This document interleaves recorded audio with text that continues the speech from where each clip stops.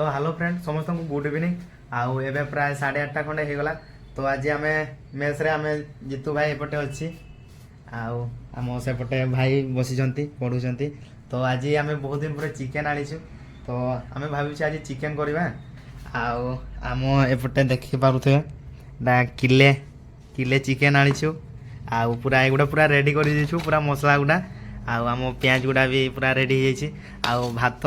आगु बसी देछु तो आगु हो जाइए भात गुड़ा देखी पारे आम दुई जन एत गुड़ा खाइबू। तो आउ आम जितू भाई को देखी पार्छ एत बड़ लोक तो तो आम दुई जन मिसिकिना खाइबू भाविचु आउ एबे रोसई करवा आउ देखी पारुथबे एठी आम कड़ाटा बसई देछु आउ एबे तेल फेल ढाड़ा आउ देखा केमती आम तरकारी कर पारुछि कि नहीं। भाई आम चिकेन तरकारीटा हो जाइए प्राय भाई माने 45 मिनिट प्राय हो गला पर आम तरकारीटा हो जाइए आउ देखी पारुथिबे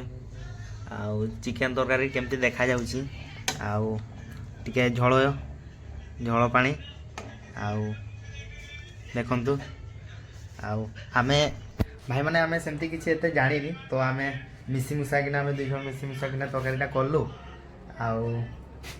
तो कहबे केमती लगुच कमेंट करंतु आउ केमती भाई माने आम वीडियोटा लगुच आउ तरकारीटा केमती होइछि स्पेशली समस्त कहबे जणैबे।